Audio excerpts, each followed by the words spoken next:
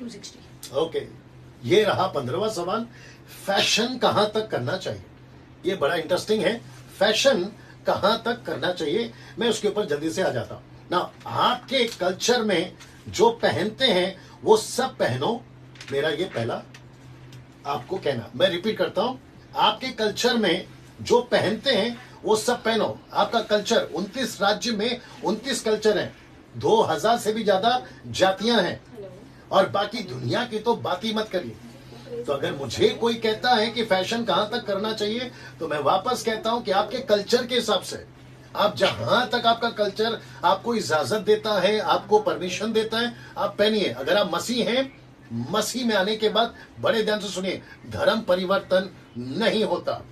अगर एक हिंदू, एक गुजराती, एक मद्रासी या एक राजस्थानी या एक पंजाबी अगर प्रभु में आता है तो उसका जीवन बदलता है, उसके कपड़े नहीं, उसका तरीका नहीं, उसका रहन सहन नहीं, उसका खाना पीना नहीं। यही तो हम प्रचार कर रहे हैं। तो मैं वापस कहता हूं कि आपके कल्चर में जो पहनते हैं वो सब पहनो, उसके लिए आपको कोई मना नहीं है। और मैं बाइबल से आपको प्रूफ करने जा रहा हूं। 29 राज्य हैं, 2000 से भी ज्यादा जातियां हैं सिर्फ भारत के अंदर, और बाकी दुनिया की तो बात ही मत करिए, उनका विषय अलग है।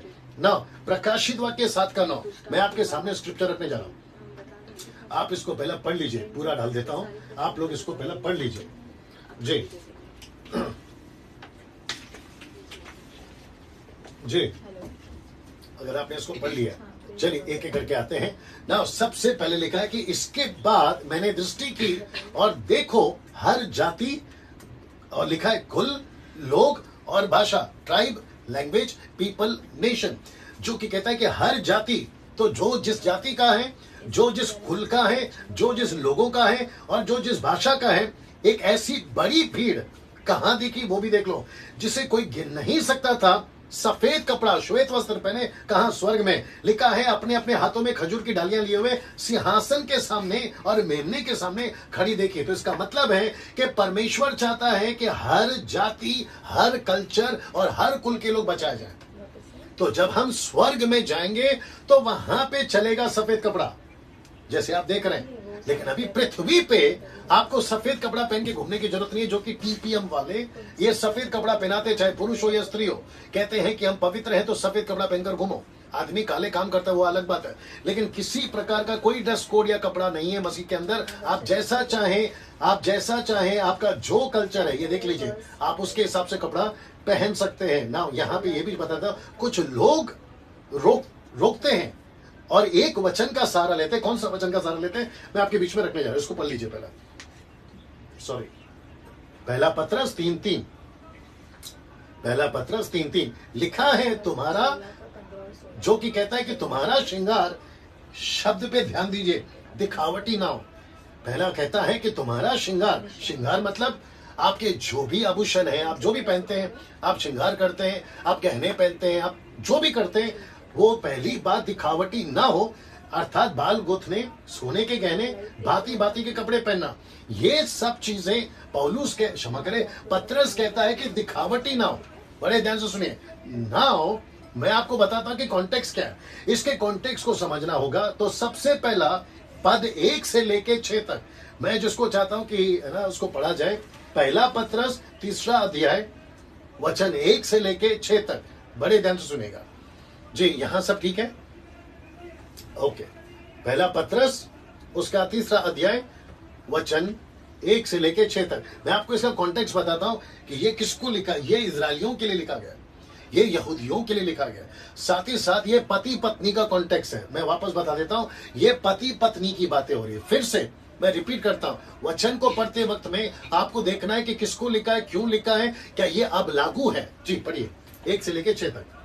हे पत्नियों, तुम भी अपने पति के अधीन रहो, इसलिए कि यदि इनमें से कोई ऐसे हो जो वचन को न मानते हो, तो भी तुम्हारे भय सहित पवित्र चाल चलन को देखकर बिना वचन के अपनी अपनी पत्नी के चाल चलन के द्वारा खींच जाए। जी। तुम्हारा श्रृंगार दिखावटी न हो, अर्थात बाल गूंथना और सोने के गहने या भांति भांति के कपड़े पहनना, वरन तुम्हारा छिपा हुआ और गुप्त मनुष्यत्व, नम्रता और मन की दीनता की अविनाशी सजावट से सुजीत रहे, क्योंकि परमेश्वर की दृष्टि में इसका मूल्य बड़ा है। जी आगे वचन 6 तक।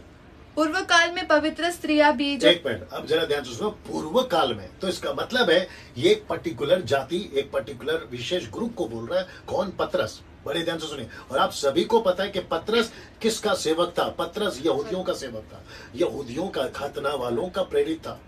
इसका जो रेफरेंस है गलीत किताब, उसका दूसरा अध्याय, अगर आप 11, 12, 13 तक पढ़ोगे तो आपको पता चल जाएगा। ठीक है ना? आगे पढ़िए जी। पूर्व काल में पवित्र स्त्रियां भी जो परमेश्वर पर आशा रखती थी, तो उनको, जिसको सुना रहा है उनको कैसे पता कौन सा परमेश्वर? उनको कैसे पता चला कौन सी स्त्रियां? तो उनको पता है, इसलिए तो एड्रेस कर रहा है ना। आगे। अपने आप को इसी रीति से संवारती, वो वैसे संवारती थी। आगे। और अपने अपने पति के अधीन रहती अपने थी। अपने पति के, तो कॉन्टेक्स्ट में क्या है? पति पत्नी की बात हो रही है। मैं वापस कह रहा हूँ, पति पत्नी की बात हो रही है जी। आगे। जैसे सारा अब्राहम की आज्ञा में रहती। जैसे सारा अब्राहम की अधीनता में रहती थी। तो ये किसको लिखा गया है? इजरायलियों को। ये किसको लिखा गया है? यहूदियों को। तो दिमाग में पढ़ते वक्त में आपको वो रखना है। अब कुछ बुद्धिजीव लोग फेसबुक और यूट्यूब पे बैठे रहते हैं जो कहते हैं कि इसका मतलब है कि कोई भी वचन फिर हमारे लिए नहीं है जी। तो मैं वापस कहता हूं कि एक एक वचन, फिर कहता हूं 2 Timothy 2:15, rightly dividing the word of truth. आपको वचन को एक एक के हिसाब से देखना है। आप सब गिनती एक साथ नहीं कर सकते। अगर बाइबल के अंदर लिखा खतना कराओ, तो फिर मैं आप लोगों को भी कहूंगा खतना कराइए। फिर आप खतना को क्यों छोड़ देते हैं? फिर आप कहते हैं नहीं वो यहूदियों के लिए। फिर आप मंदिर में बलिदान क्यों नहीं चढ़ाते जानवरों का? नहीं नहीं, वो तो यहूदियों के लिए। आप अलग अलग करते हो ना। तो वैसे ही आपको कुछ कुछ वचनों को देखना होगा कि किसको लिखा है और किसको नहीं लिखा है ना। इसको देखिए, बिहार की महिला, गुजरात की महिला और साउथ की महिला, अगर आप इनका कल्चर देखोगे ना, तो बिहार की महिलाएं सिंदूर लगाती हैं, लिपस्टिक लगाती हैं, गजरा लगाती है और पूरी तरह से कलर कलर के कपड़े पहनते हैं। गुजराती लोग कितने गहने पहनते हैं। साउथ के लोग जो है शाम को गजरा लगाते हैं। उनका भी फैशन पूरी तरह से अलग है। तो आप जब कोई गुजरात से, बड़े ध्यान से सुनना, अगर कोई पास्टर सुन रहा है, कोई एवांजलिस्ट सुन रहा है, कोई परमेश्वर का सेवक जो करता है, उनको भी मैं कहना चाहता हूं, अपनी मूर्खता के चलते परमेश्वर के काम को मत बिगाड़िए। किसी बड़ी कौम को आप अपने डॉक्ट्रिन के चलते, जिसको कहते हैं सेल्फ मेड डॉक्ट्रिन, उसके चलते पूरी कौम को मत बिगाड़िए। बिहार की महिलाएं अगर प्रभु में आ जाएं, तो क्या तुम उसका सब निकलवा दोगे? अगर गुजरात की महिलाएं, तो क्या उनका फैशन निकलवा दोगे? अगर साउथ की महिलाएं, तो क्या उनका गजरा निकलवा दोगे? यीशु मसीह ने, मैं जो कि पढ़वाऊंगा आपको, यीशु मसीह ने कहा है जी। पहले इसको पढ़ लेते, प्रेरितों के काम। ओके, मैं आता हूं उसके ऊपर, बड़े ध्यान से सुनिए। ये सारी महिलाओं को आप क्या करोगे? आपको पता है, जब किसी का पति प्रभु में नहीं होता है, पत्नी चर्च में आती है, तो कुछ विचित्र टाइप के लोग जो हैं, उनको कहते हैं आपको पूरी विधवा की तरह रहना। कान का, गले का, मंगलसूत्र, हर चीज निकलवा देते हैं। फिर उसका पति घर पे पूछता है, क्या मैं मर गया हूं कि तू विधवा के जैसे रह रही है? फिर उसका पति के साथ उसका झगड़ा, फिर उसको मारपीट करना, फिर उसको चर्च बंद करना, और उसके चलते पूरा का पूरा जो कौम है वो फिर हमारे विरोध में हो जाता है। ये कुछ लोगों की मूर्खता के चलते। अरे भाई, उसको पहले अंदर आने दो, उसको पहले प्रभु को समझने दो, और ये उसके ऊपर है, ये उसकी और प्रभु की बात है। आप बीच में क्यों आ जाते हो कि ऐसे उठो, ऐसे बैठो, ये मत पहनो, वो मत पहनो? बड़े ध्यान से सुनिए, मैं अगला वचन क्या पढ़ाने जा रहा हूं। प्रेरितों की किताब उसका 15:19 में, आइए देखिए क्या लिखा है। इसलिए मेरा विचार, यानी कलीसिया का विचार यह है कि अन्य जातियों में से जो लोग परमेश्वर की ओर फिरते हैं, हम उन्हें दुख ना दें। कौन से जाति? अन्य जाति, जेंटाइल्स। इनको दुख नहीं देना है। हालांकि कॉन्टेक्स्ट ये है कि सर्कमस्टेंसेस, मतलब खतना, ये उसका विषय है। लेकिन पौलुस, पतरस क्या कहते हैं उनको? वचन 20, जो कि आगे कहता है, मेरे यहाँ पे नहीं है, जो कि कहता है कि उनको बाकी किसी चीज में तकलीफ मत दो। मूर्ति पूजा से रोको, व्यभिचार से रोको, गला घोटे हुए के लहू पीने से रोको, लेकिन बाकी चीज से उनको मत रोको। उनको जो उनका कल्चर है करने दो। मैंने आपको अभी वचन पढ़वाया कि परमेश्वर चाहता है कि स्वर्ग के राज्य में ये सारे लोग पाए जाए, तो उनको आने दो ना। जो जैसा कल्चर है, अभी मुस्लिम्स अगर आती है महिलाएं, वो बुरखा पहन के आती हैं, तो क्या आप उनका बुरखा उतरवा दोगे? सरदार पंजाब में, अभी पंजाबी लोग देख रहे होंगे, तो क्या तुम उसके सर की पगड़ी उतरवा दोगे? कि पौलुस ने कहा है कि सर पे कपड़ा रखकर प्रार्थना नहीं करना है, तो तुम उसकी पगड़ी उतार दोगे? राजस्थानी पगड़ी पहनते हैं, पंजाबी पगड़ी पहनते हैं, महाराष्ट्र में अन्ना, जो कि आपके अहमदनगर के पास है, वो टोपी पहनता है, वो कल्चर है उनका। तो क्या उनके सर की टोपी उतरवा दोगे?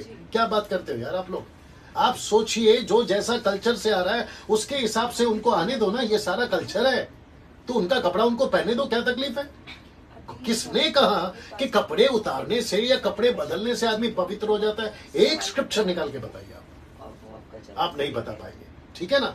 मैं वापस कहता हूं कि जो जैसा है, ये वचन इसलिए रखा गया, किसी को दुख मत दो जो अन्य जाति से आए, उनको सिर्फ जो चीजें मैंने बताई उनसे रोकिए ना। अब क्योंकि मुझे अगले सवाल पे भी जाना है और ये इसी का कनेक्टेड है, जो कि कहते हैं क्या सोना आभूषण पहनना चाहिए, मतलब गोल्ड पहनना चाहिए, मैं उसके ऊपर आ रहा हूं। लेकिन मैं आपको वापस बता दूं कि जो जैसा कपड़ा पहनता है उनको पहनने दो, जो जैसा रहता है उनको रहने दो। लेकिन इतना है कि वो वल्गैरिटी में नहीं जाना चाहिए, अश्लीलता में नहीं जाना चाहिए, और क्या कहते हैं ना कि जो सोसाइटी है उसके हिसाब से रहिए।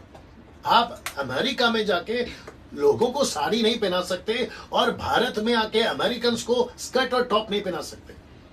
तो आपको इतनी तो बुद्धि है ना कि जैसा देश वैसा भेष, वो लेके चलिए, क्या तकलीफ है ना? क्योंकि मुझे समाप्ति पे भी करना है, मैं 16वां आपको सवाल बता देता हूं, क्या सोने के आभूषण पहनना चाहिए? याकूब की किताब 2:2। क्योंकि यदि, ये आप देख लीजिए, पहले कुछ सेकंड रखना और पूछना चाहूंगा, यहाँ सब ठीक है? अभी कितने लोग देख रहे हैं? 286। Okay, wonderful. तो काफी लोग साथ में जुड़े हुए, आप सभी का धन्यवाद देता हूं कि काफी देर से आप लोग मेरे साथ में बने हुए, और मैं इसको कंटिन्यू करूंगा जैसा जैसा मेरा वक्त होगा, क्योंकि मेरी मिनिस्ट्रीज है। अच्छा, मैं कल आपको बताऊंगा कि डैनियल राज कौन है। हो सकता है कि कुछ लोग जानना चाहते हैं कि डैनियल राज कौन है, इनका डॉक्ट्रिन क्या है, इनका फेथ क्या है, इनकी मिनिस्ट्री क्या है। मैं वो आपको कल स्लाइड पे डाल के बताऊंगा। ओके ना, वापस इसके ऊपर आते हैं। मुझे लगता है 10 मिनट में और बात करूंगा।